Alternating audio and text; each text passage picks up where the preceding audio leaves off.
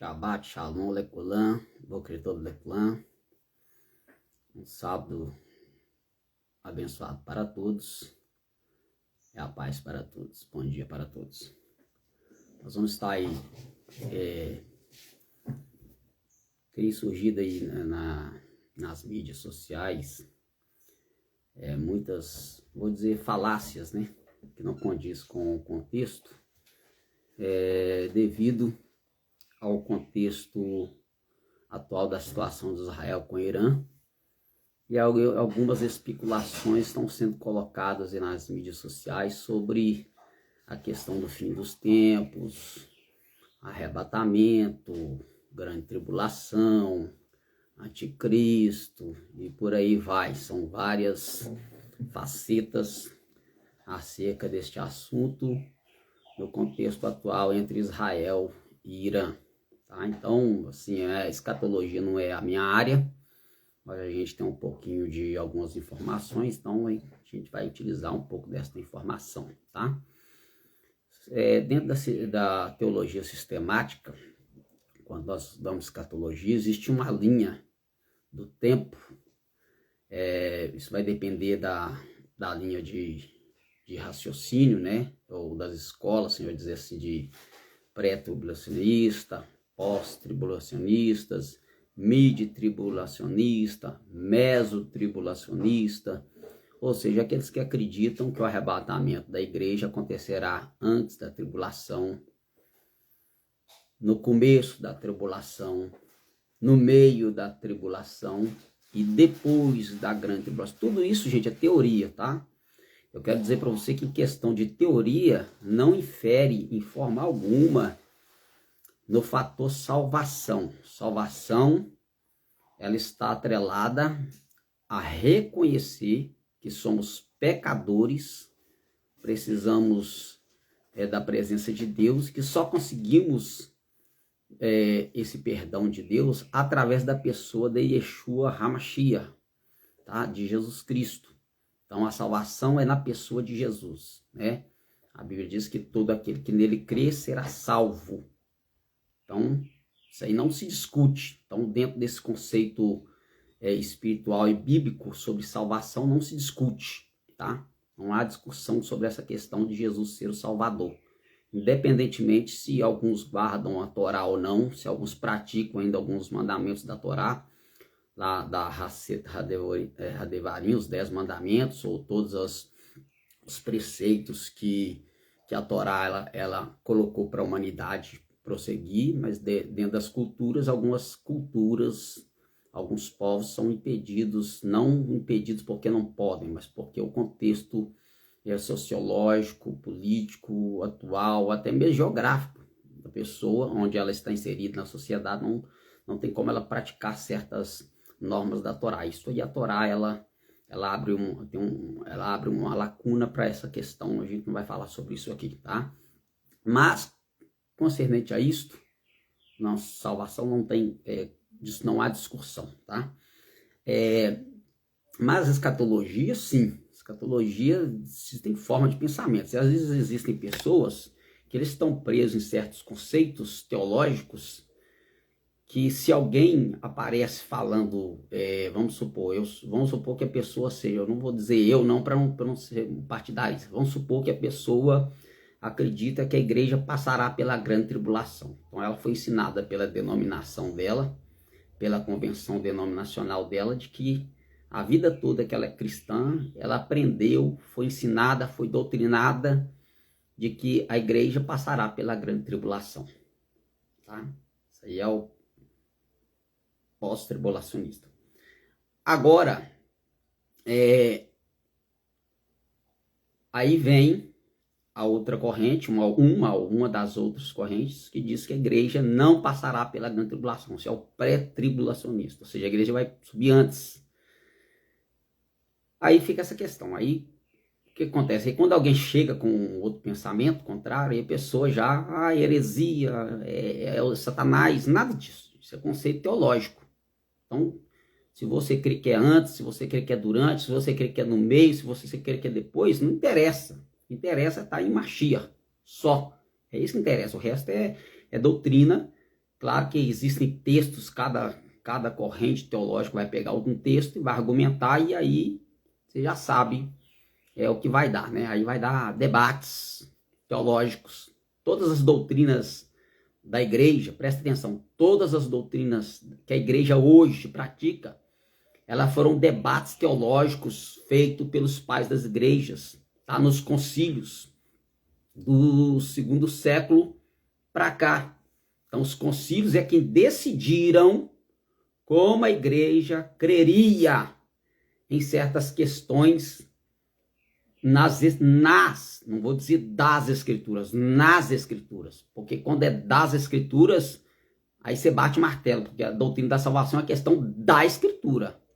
Ela não está somente na escritura, mas ela é da escritura. Agora a escatologia, ela está na escritura. Mas aí ela tem o conceito teológico que vai ter debate.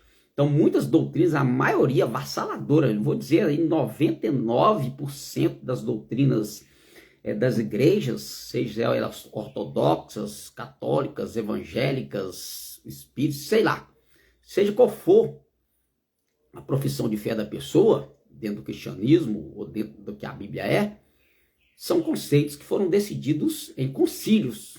Então, um concílio decidiu que vai crer dessa forma, o outro concílio da outra denominação vai decidir que crê daquela forma, e se alguém pensar contrário, essa pessoa infelizmente, às vezes a pessoa é excluída daquele meio que ela está inserida, porque ela fala diferente daquilo que aquela convenção falou a vida toda. Aí chega alguém falando, não, fulano não tem o mesmo pensamento, não, ele não pode fazer parte do nosso meio, porque ele vai trazer confusão. Não é confusão, tudo é debate teológico. Então, essas pessoas que não têm maturidade para ser confrontado, tá? Então, isso aí, infelizmente, isso acontece muito. Mas, voltando aqui para o princípio, que eu só estou dando um spoiler do que poderia ser algumas coisas, mas voltando aqui para a questão, por que eu estou falando isso? Por causa do contexto escatológico sobre Irã e Israel. Aí, pessoas indo na internet, né? Alguém chegou até me fazer uma pergunta, se aquele ali tem a ver com a questão de Israel, da vinda de Jesus, Israel e os árabes e tal, aquela coisa toda, e o anticristo. Aí eu vou para as escrituras, né?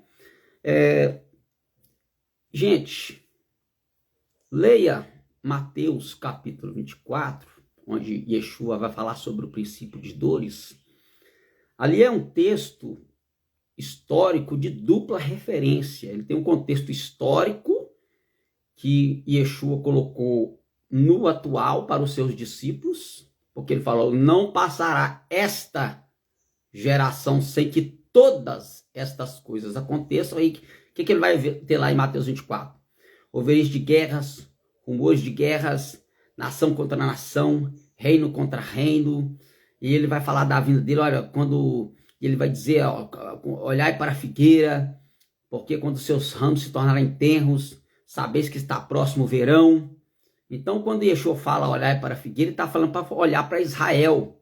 Quando ele fala dos seus ramos se tornarem tenros, ele já está falando da questão. Só um minutinho aqui que meu celular está pedindo para eu o alimentar.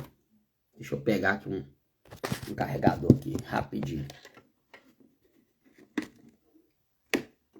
Deixa eu ver se eu consigo colocar ele aqui, carregar aqui. Só um minuto aí, a gente vai continuar aí. Vamos ver se eu consigo. Como é que tá aqui? Beleza. Agora eu tenho que apoiar aqui, né? Senão não consigo terminar meu raciocínio com vocês aí. Só um minuto aí.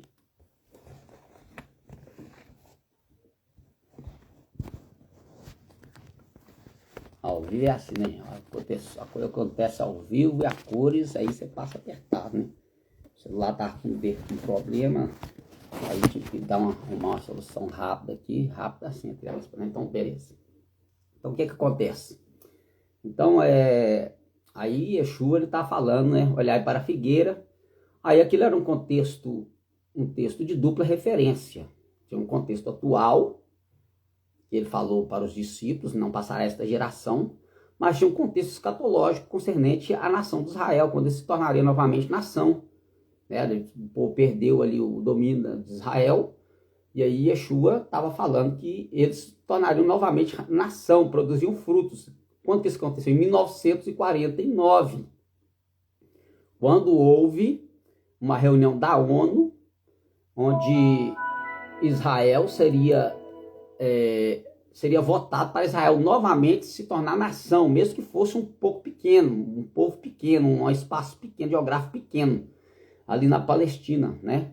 Por quê? Porque até o nome Palestina foi mudado, né? A capital de Israel hoje é Tel Aviv, mas biblicamente e antes da dispersão da diáspora de Israel, do domínio de Israel por outras nações, a capital de Israel era Jerusalém. Hoje Jerusalém não é mais capital de Israel, é Tel Aviv, mas isso foi colocado depois que os otomanos tomaram conta, aí veio mudanças políticas, aí nomes foram mudados. Por exemplo, o nome Palestina não é o nome original, a terra no Oriente Médio é terra de Israel.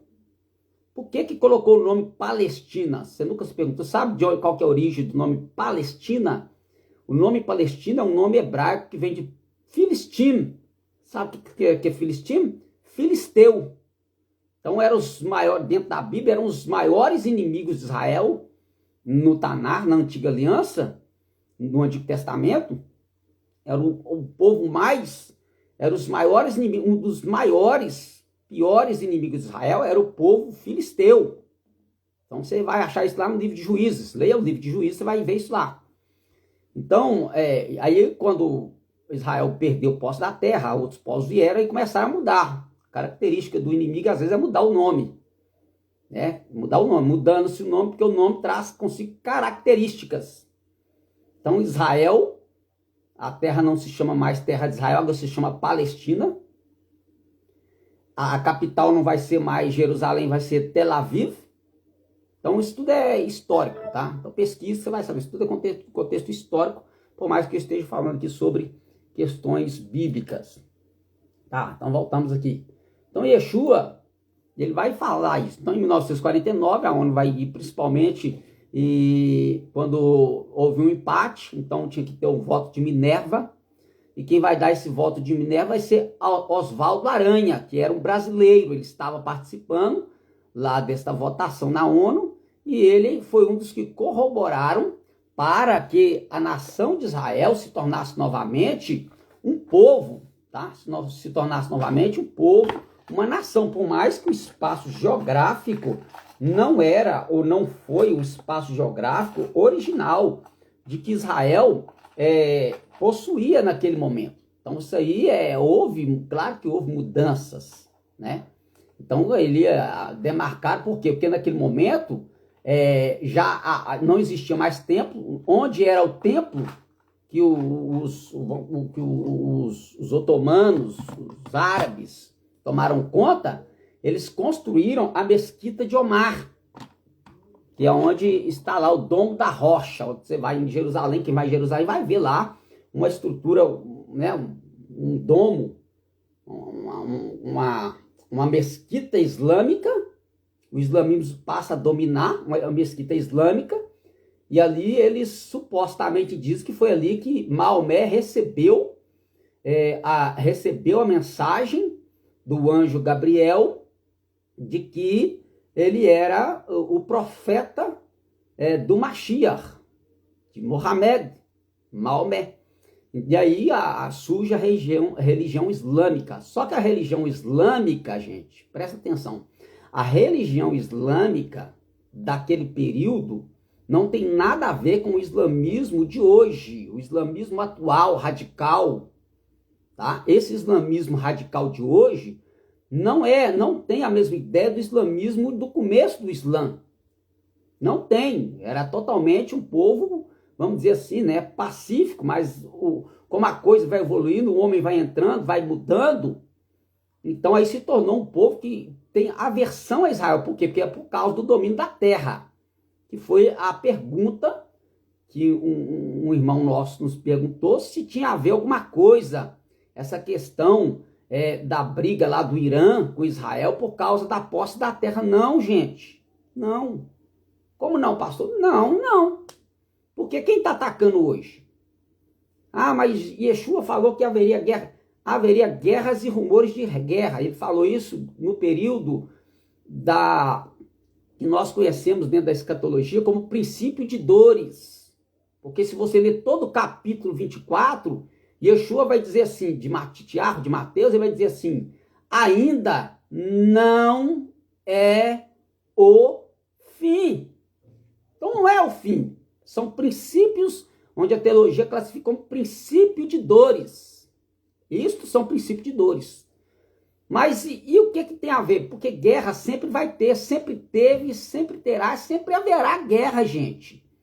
O que a gente tem que ficar atento é como essas guerras, ela vai crescendo em proporções, aumento. Então é o aumento, não é que a guerra está classificando que vai acontecer o arrebatamento agora. Eu já tenho crente aí se desesperando. Aí daqui a pouco aparece alguém na internet aí dizendo que foi profetizado que é agora que vai vir o arrebatamento. Só que se olhar na linha escatológica, se olhar pela linha escatológica né, que eu já nem faço muita questão assim, às vezes, de me apegar em muitos conceitos teológicos da teologia sistemática, se olhar a linha escatológica da teologia sistemática, para quem crê dessa forma, se olhar, o que vai acontecer? Primeira coisa, o que tem antes do anticristo se manifestar? Primeira coisa, isso aí já está sendo preparado, esse cenário já está sendo preparado, isso aí já é fato, já é sabido, dentro da história, dentro das pesquisas, lá em Israel, se você for lá, você vai saber disso. A reconstrução do terceiro templo. O templo tem que estar erguido para que se manifeste o anticristo. Aí quando o anticristo, isso é a linha escatológica, presta atenção, é a linha do tempo da escatologia na teologia sistemática, é o que eu estou dizendo. Não estou querendo dizer que eu sou de acordo com tudo que a teologia sistemática ensina, não sou.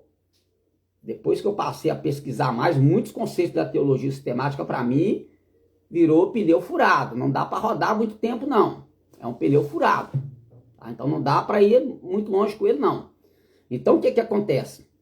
Então, dentro da linha da teologia sistemática, para quem tem essa linha de pensamento, primeiro tem que ter a construção do segundo templo, aí se manifesta o anticristo. Israel reconhece o anticristo como Mashiach, como Messias, tá? E aí ele vai e faz um tratado de paz para os 7. É isso dentro da teologia sistemática, para quem crê dessa forma. Acontece, aí ele vai assinar um tratado de 7 anos de paz para Israel em todo o mundo, todas as nações vão aceitar esse conceito dele de paz. Segundo a teologia sistemática, nessa linha de pensamento, na metade da semana, como está escrito lá em Daniel, ou seja, no meio, ele vai romper na metade esse tratado, vai ser 3 anos e meio, ele rompe esse tratado, ele se declara Deus, não se declara mais somente, mas se declara Deus, Israel não aceita, e aí começa a perseguição, o que muitos classificam dentro da teologia sistemática na escatologia como grande tribulação. E aí acontece a grande tribulação, aí você vai para o livro do Apocalipse, vai acontecer ira de Deus, taça, soar da trombeta, várias coisas vão acontecer, e aí depois o Mashiach vem com seu exército, vence o anticristo, desce a Nova Jerusalém para a terra, não é para o céu, ela vem do céu para a terra, ela não vai da terra para o céu, desce a Nova, está no livro do Apocalipse, gente, sinto muito, está lá. A Nova Jerusalém desce, o Mashiach reina, Satanás é preso, o anticristo é preso por 1000 anos, aí no milênio a paz reina, o Mashiach é reconhecido por todas as nações, ainda vão ter nações que o pensamento não vai estar. Depois do milênio, Satanás é solto, engana algumas nações, eles descem, isso aí já entra o Armagedon, aí descem para a batalha do Armagedon, onde o rio Eufrates vai estar seco, já vai estar seco, já está secando, a profecia já está começando a se cumprir, mas não estou dizendo que já é o fim. E aí ele desce, aí vai haver o quê? Uma batalha do Armagedon, onde o Mashiach, de uma vez por todas, vencerá os inimigos de Israel, numa grande batalha, numa grande guerra. A última guerra final, a batalha do Armagedon. Ele vence, aí estabelece a paz em todo o planeta, e aí vem o juízo final. Uma linha escatológica rápida, tá? Rápido que eu estou colocando aqui. Claro que muitos vão, como eu disse, é o quê? É É uma linha de pensamento. Não é? É algo que é tratado em debate teológico. É um debate teológico, é uma linha de pensamento. Tem gente que pode pensar o contrário. Tem problema. Isso não vai inferir em salvação. Mas é o que eu estou explicando. Aí acontece a guerra do Irã. Presta atenção. Gente, o Irã não tem nada a ver com posse da terra de Israel. Aí, não, pastor, não. Por quê? Porque os descendentes de Ismael, que segundo eles têm posse da terra por causa do islamismo, são os árabes. São os árabes, gente. Não é o Irã. Sabe de quem que os iranianos ou o Irã é descendente? O Irã, os iranianos, eles são descendentes dos antigos persas, não de Ismael, dos persas. Aí quando você vai, presta atenção, quando você vai para o livro do profeta Daniel, aqui ó, vou ler na Bíblia para você, no livro do profeta Daniel, no capítulo de número 2, Nabucodonosor vai ter um sonho, tá? Eu vou ler o texto para você. Esse vídeo aqui vai ficar longo, tá? Mas não tem problema não. Hoje eu tô de... tá vendo? Eu dei Shabbat Shalom para vocês. Na verdade, tem um nome assim, mas Shabbat não é sábado. Sábado ainda é depois de amanhã. Como é feriado, tu acha que hoje é sábado. Hoje é quarta-feira, não é sábado. Tá vendo? Eu tô até perdido no tempo, porque acostumado a folgar só fim de semana de vez em quando, aí quando folga acho que já acabou a semana, não é sábado, vou trabalhar amanhã ainda, mas tá bom, tá? Beleza então, mas Deus abençoe do mesmo jeito, tudo é bênção. Então, ó, assim, aí Nabucodonosor vai ter um sonho, uma estátua, e não vai saber interpretar, e Daniel, presta atenção, Daniel, o nome Daniel, no hebraico, Daniel, que traduziu o português como Daniel, o nome no hebraico é Dan-El. O que é Dan-El? Dan é juiz, El é Deus. Então, Dan-El, Deus é meu juiz. Deus é juiz. Então, Deus é juiz. O livro de Daniel significa, o nome Daniel significa Deus é juiz. Olha que legal. E aí, Deus vai trazer um juízo. De redundância à parte. Mas para você entender o contexto, o nome, como eu disse, o nome tem que se preocupar com o nome traz dentro de si uma ideia daquilo que Deus vai realizar. Então o nome de Daniel é uma ideia daquilo que Deus vai realizar. Então Daniel, Deus é juiz. E Deus vai trazer juízo sobre a Babilônia que dominou Israel. Aí ele vai ter o sonho com uma estátua. Aí eu vou ler aqui, ó. Daniel vai explicar o que significa essa estátua que Nabucodonosor teve. Eu vou ler só o texto da explicação de Daniel, tá? Da interpretação do sonho do rei Nabucodonosor, que diz assim, ó, verso 31 do capítulo 2 de Daniel, diz assim, ó, tu, ó rei, estava vendo e eis que uma grande estátua, esta estátua que era grande e cujo esplendor era excelente, estava em pé diante de ti e a sua vista era terrível. Aí ele começa a explicar o que significa cada parte. Ele fala, a cabeça é uma coisa, o tronco é uma coisa, as pernas é uma coisa, o tornozelo é uma coisa, os pés de barro misturados com ferro é outra coisa. São reinos. Ele vai explicar isso aqui. Ele já traz a interpretação do sonho. Ele explica o sonho, interpreta e diz como será. Então, seguindo aí, ó. A cabeça daquela estátua era de ouro fino, o seu peito e os seus braços de prata, o seu ventre, as suas coxas de cobre, as pernas de ferro, os pés em parte de barro, em parte de ferro, em parte de barro.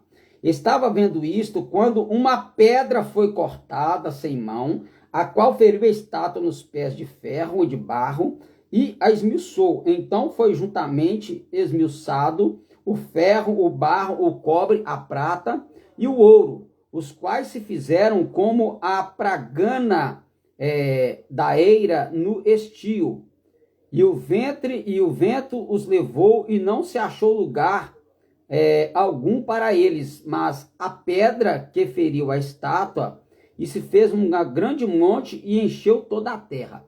Aí agora ele vai trazer a explicação. Dentro da explicação, olha, este é o sonho também, a interpretação dele, diremos na presença do rei.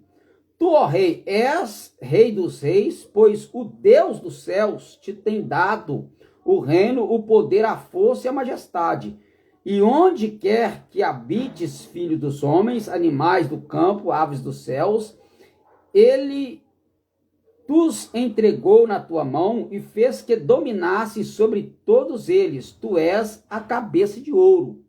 Então a Babilônia é a cabeça de ouro, é o reino que estava dominando Israel naquele momento. Isso no período antes, tá? No período do exílio. Eles estão exilados, eles foram dispersos e Nabucodonosor, a Babilônia, levou Judá, levou Judá cativo para a Babilônia.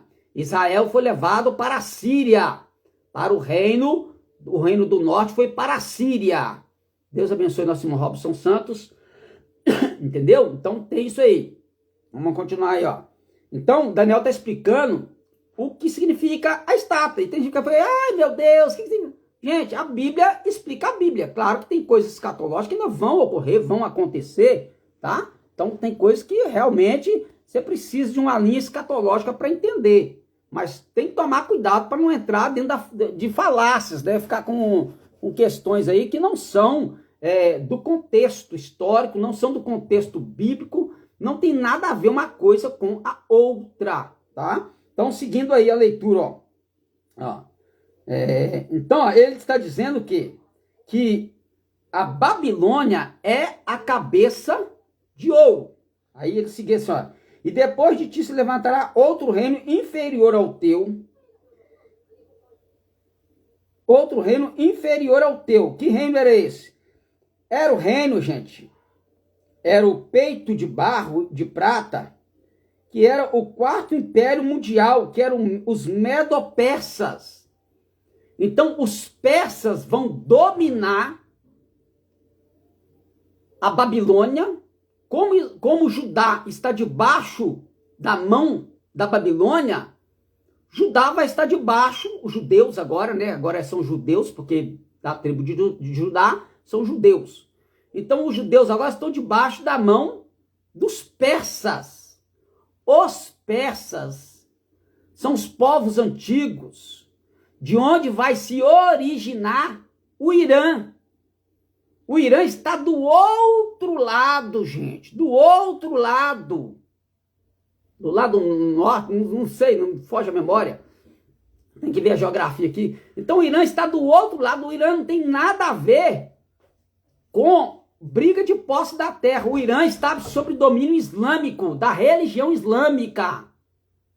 Então esse antissemitismo que acontece hoje contra Israel, esse antissemitismo é por causa dos árabes. Os árabes espalharam, eles têm esse conceito de fazer a religião islâmica, o islamismo se tornar uma religião mundial, onde eles têm um ato proselitista e o islamismo radical, que é o que pratica violência.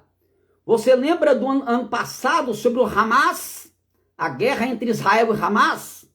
Sabe o que significa a palavra Hamas em hebraico? Hamas significa violência. Olha que interessante. A palavra hebraica para violência significa Hamas. E Hamas é uma classe radical do islamismo. Se tornou radical, eles têm ódio não só de Israel, mas de todas as pessoas que professam outra fé.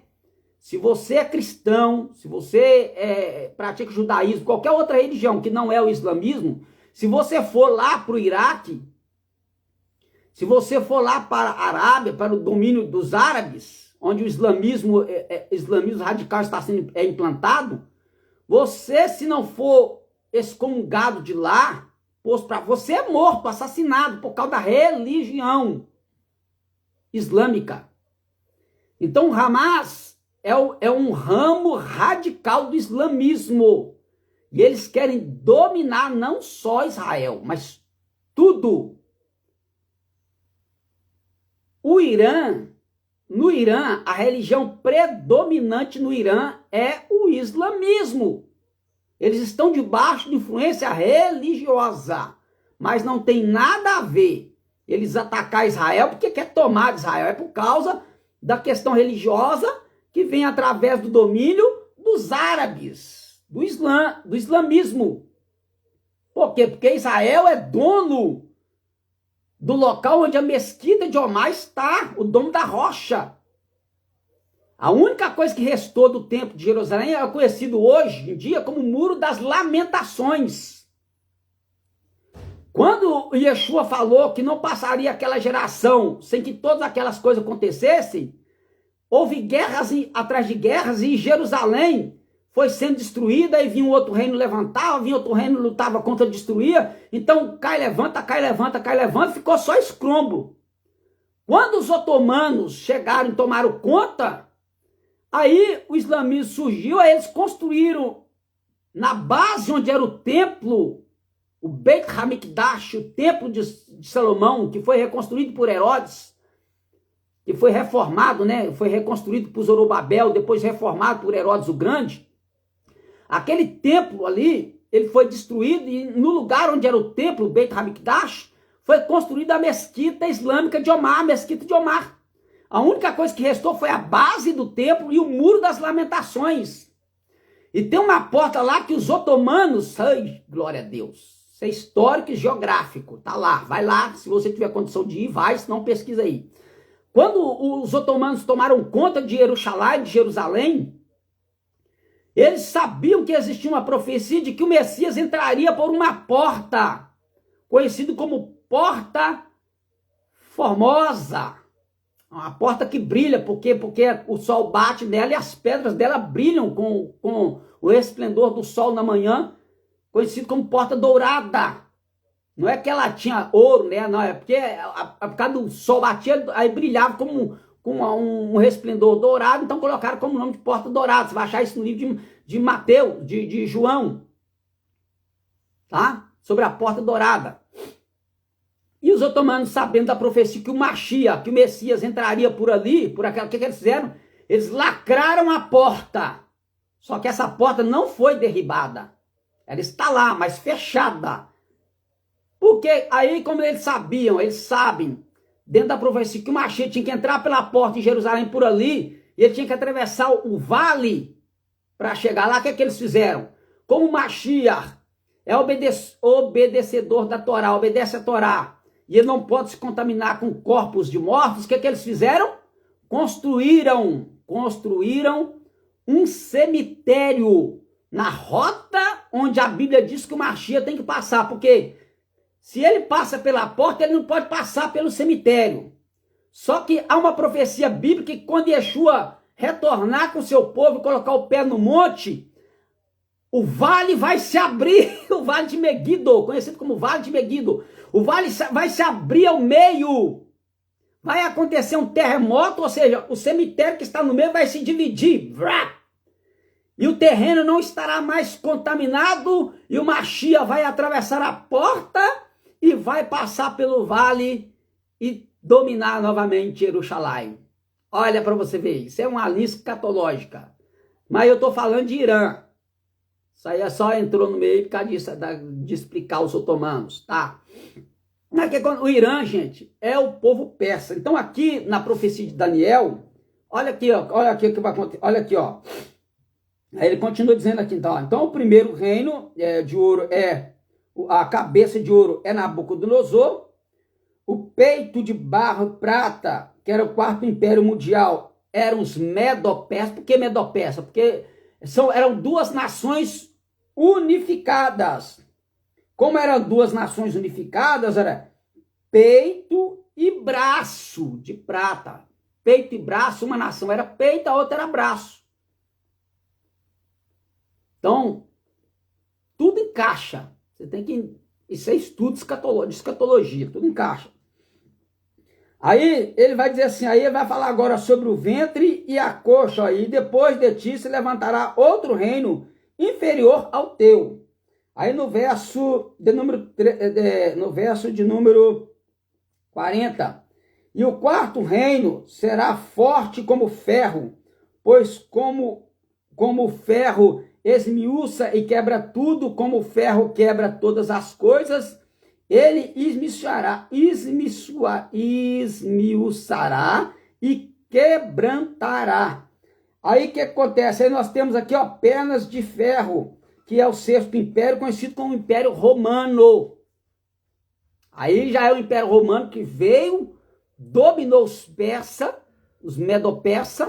E quem era o rei persa que estava na época? O rei Ciro. Ciro era um persa. Aí você tem isso lá em Isaías capítulo... Deixa eu ver se eu acho que Isaías capítulo 41. Deixa eu ver se é isso mesmo. A memória não está muito boa. Deixa eu ver aqui se é isso.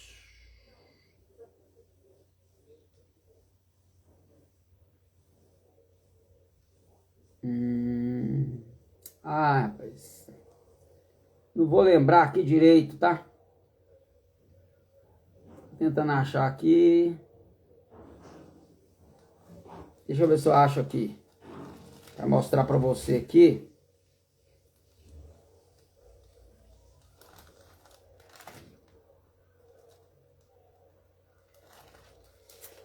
Rapaz, eu esqueci. Aqui, ó, no livro de Jeremias. Não dá, né? Deixa eu ver se eu acho aqui. Só um minutinho, deixa eu ver se eu consigo encontrar aqui o texto aqui pra gente ler. Onde fala sobre Ciro, Isaías.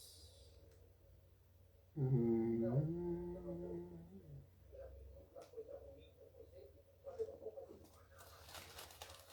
pessoal acha que eu devia ter anotado, né?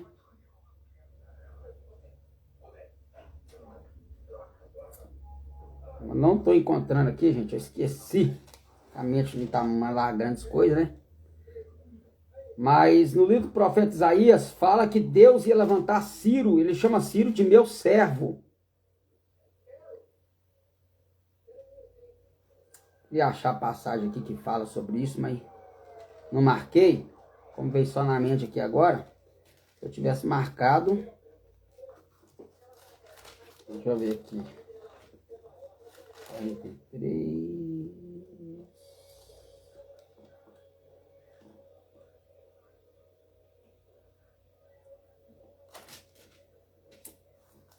Eita, me perdi aqui.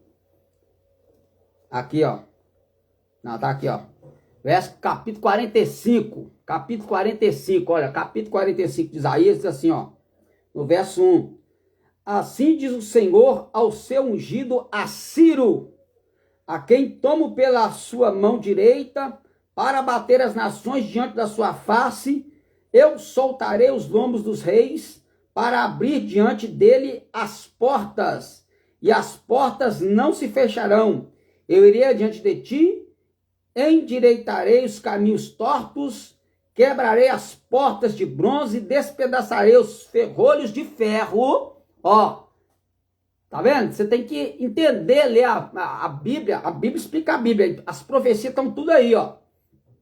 E eu darei os tesouros da escuridade, as riquezas encobertas, para que possa saber que eu sou o Senhor, o Deus de Israel, que te chama pelo teu nome.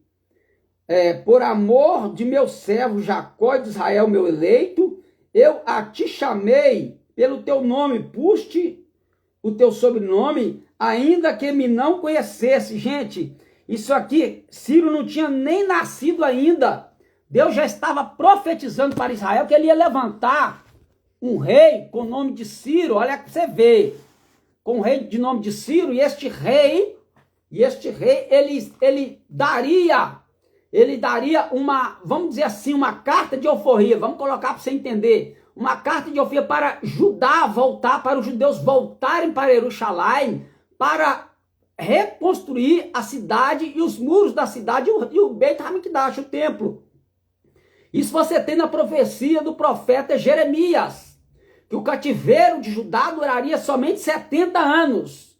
O interessante que, olha para você ver, liga uma coisa com a outra. Quando Yeshua falou que o templo seria destruído, que eles entrariam lá em Mateus 24, aquilo ia acontecer 70 anos depois. Eita glória, 70 anos vai acontecer o domínio pelos otomanos, tá? Então, só para você entender.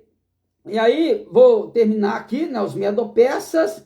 E aí, o último reino, ó, pés de ferro, lá em Daniel, capítulo 41. E quanto ao que viste dos pés e dos dedos em parte de barro de oleiro e em parte de ferro, isto será um reino dividido, contudo haverá nele alguma coisa de firmeza do ferro, pois que viste o ferro misturado com barro de lodo. E como os dedos dos pés eram em parte de ferro e em parte de barro, assim uma parte o reino será forte, e por outra será frágil.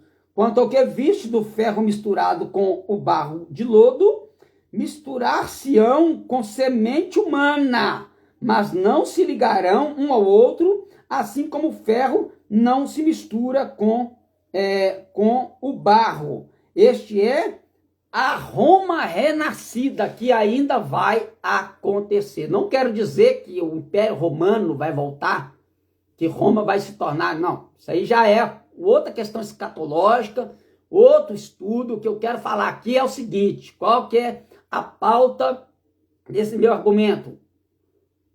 O Irã, né, que está atacando Israel hoje, não tem nada a ver com briga por causa da terra, tá? É simplesmente porque eles estão sob domínio islâmico, religioso, e o ódio, o antissemitismo, e tem muito crente antissemita, tá? Tem. Você que gosta da doutrina da substituição, você é um antissemita, tá? Você está praticando um antissemitismo e não sabe, porque você foi ensinado assim, então não posso te culpar, né?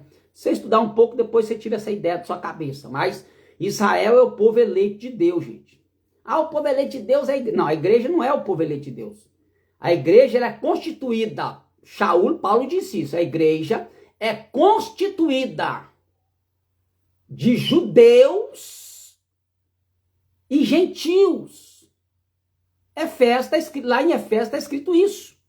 De dois povos ele fez um.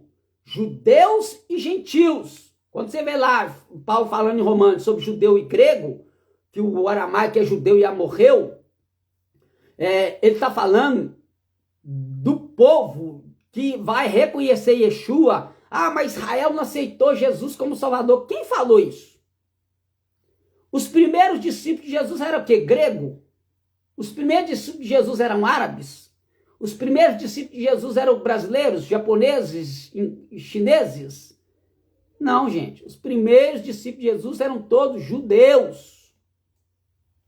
Aquele que embasou todo o conceito, que a teologia sistemática, que depois vai surgir as doutrinas da Bíblia através do que ele falou, Shaul era judeu e fariseu. Quando diz, na lei fui fariseu, não está querendo dizer que ele deixou de ser fariseu. Ele morreu, continuou fariseu na prisão, morreu como fariseu. Ele não deixou de ser fariseu, ele só mudou o pensamento dele de concernente à salvação. À espera do Mashiach, o Mashiach que ele esperava se manifestou e veio e ele aceitou. Mashiach pregou sobre o Mashiach, ensinou sobre o Mashiach, mas tudo no contexto da Torá. O problema é que as pessoas não entendem isso. Você quer entender o Novo Testamento? Leia o Antigo Testamento. Só que quando você converte, não, começa a ler os evangelhos primeiro para você entender. Não, irmão. Você tem que ler desde Gênesis a Apocalipse. Começa pelo livro do Gênesis, aí você vai entender os conceitos ali, o Mashiach ali sendo profetizado. Aí quando você chegar no Novo Testamento, você vai entender que o que o Novo Testamento está dizendo é o que estava escrito profeticamente lá no Tanar, no Antigo Testamento. Só isso. Não é simples assim, não tem bicho de sete cabeças. Então começa lendo pelo livro de Gênesis, para entender o plano de Deus, e depois, quando você chega em Jesus, você viu que o plano de Deus cumpriu em Yeshua. Simples assim, tá? Então, gente, o Irã não tem nada a ver, tá? Então, se for, os árabes, sim, estão lutando por causa da posse da terra, mas também do domínio mundial na religião, tá? Então, eu sei que é adepto do islamismo, cuidado, tá? Não tô falando, cuidado para você não ser enganado pelo islamismo radical. porque é o islamismo radical, como o Hamas e vários outros ramos do Islã, que, né, existem lá pessoas islâmicas que eles não são assim, eles não estão preocupados com se Israel está querendo tomar posse da terra ou não estão preocupados se você é brasileiro, se você é cristão, se você pratica judaísmo, nada disso, não estão preocupados. Eles querem apenas praticar a religião deles, assim, na paz.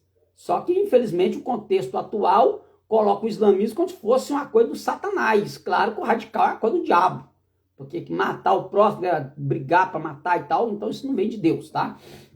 Isso não vem da Torá. Mas, gente, então, a questão é essa. Então, não fica preocupado. Cuidado com esses vídeos que você vai encontrar na internet aí falando, ai, é a volta de Jesus, é o fim do mundo, é o fim... Não, Jesus falou assim, não, ainda não é o fim. Yeshua falou que ainda não é o fim, tá? Então, não fica preocupado. Se a gente tivesse o terceiro tempo de pé, e aparecesse alguém fazendo uma proposta de uma paz mundial, aí sim, aí você diz, realmente, agora vamos ficar de olho, porque é o anticristo. O princípio de dores vai acontecer. Quando a coisa apertar no princípio de dores, acontece o arrebatamento. Mas não fica achando que você não vai passar prova, não vai ser morto, não vai ser assassinado. Ai, mas eu não posso. Tem gente que já está passando por grande aflição. Tem gente que já está passando um período que para ele é grande tribulação. Quantos cristãos, quantos que professam a fé em Yeshua não estão sendo mortos por causa da fé que professa? Aí a gente que faz parte do povo que reconheceu Yeshua, né, que nós chamamos de igreja, de fazendo parte da igreja, achamos que não vamos passar nada. Essa teologia é mentirosa. Yeshua falou em João 16:33, no mundo tereis aflições, mas tem de bom ânimo. Ele pediu para ter bom ânimo. Você vai passar luta sim, você vai passar tribulação sim, tá? Então o princípio de dores, ele pode acontecer aí, a igreja passar por um aperto, a igreja ser perseguida, ela vai ser perseguida no princípio de dores, aí como eu disse que é a linha escatológica, né, pensamento escatológico, cada um vai ter um jeito de interpretar e de crer, isso não infere em salvação, mas que ela vai ser exprimida, vai, tá? Ela vai ser exprimida, vai. Yeshua falou que se grão de trigo cair na terra não morrer, ele fica só, mas se morrer dá muito fruto. Então, quando você lê lá aquele livro lá, Heróis da Fé, aí tem gente que vê o título, Heróis da Fé. Aí acho que vai achar lá falando só de milagre e de... Vai lá ver o Heróis da Fé. Se você torcer, eu já li ele, ó. Se você torcer o livro, sai sangue junto, porque é só chacina em cima de chacina. No período daqueles que professavam a fé em Yeshua. Claro que ele vai lá, o escritor do Heróis da Fé, ele vai colocar alguns milagres que aconteceram sim, mas só que vai lá, a maioria lá é perseguição, como é que alguns eram mortos em certos lugares, regiões e tal. Então, fechando aqui, cuidado, tá? Com o que você vai ouvir sobre Islã, Israel, Irã, cuidado. Toma muito cuidado para não cair aí em falácias, de escatologias mal interpretadas, cuidado com falaciosismos, cuidado com o desespero, ai, não, prepara, simplesmente é aquilo que o profeta falou para Israel, prepara-te, ó Israel, para te encontrar com o Senhor teu Deus. Sabe que era preparar, não, que era juízo. Se lê o livro do profeta Oséias, o livro do profeta Oséias, Amós, prepara Israel, prepara. Então, preparar, quando está falando prepara Israel, era porque Deus estava vindo como juízo, tá? Não era porque ia arrebatar. E a gente pega aquele texto a falar de prepara para encontrar com Deus, vão ser arrebatados. Não, você prepara a sua vida para encontrar com Yeshua, porque na hora que o juízo chegar, aí a coisa vai pegar, tá? Então, que Deus te abençoe a sua casa, a sua família e toda a sua parentela. Padre Jesus Robson, Deus abençoe poderosamente.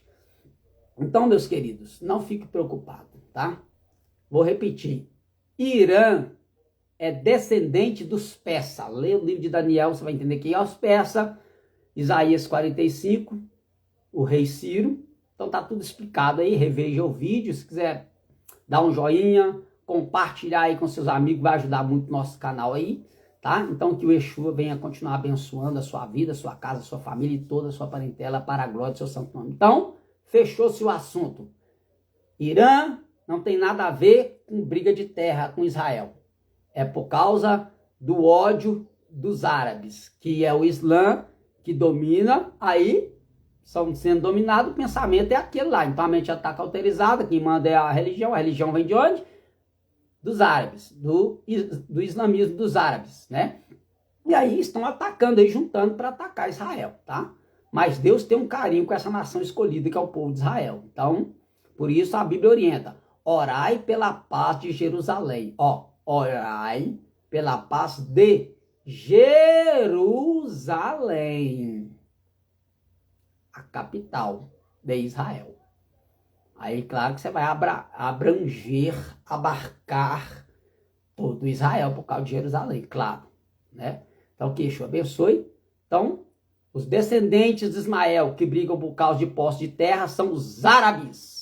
Onde está a mesquita de Omar?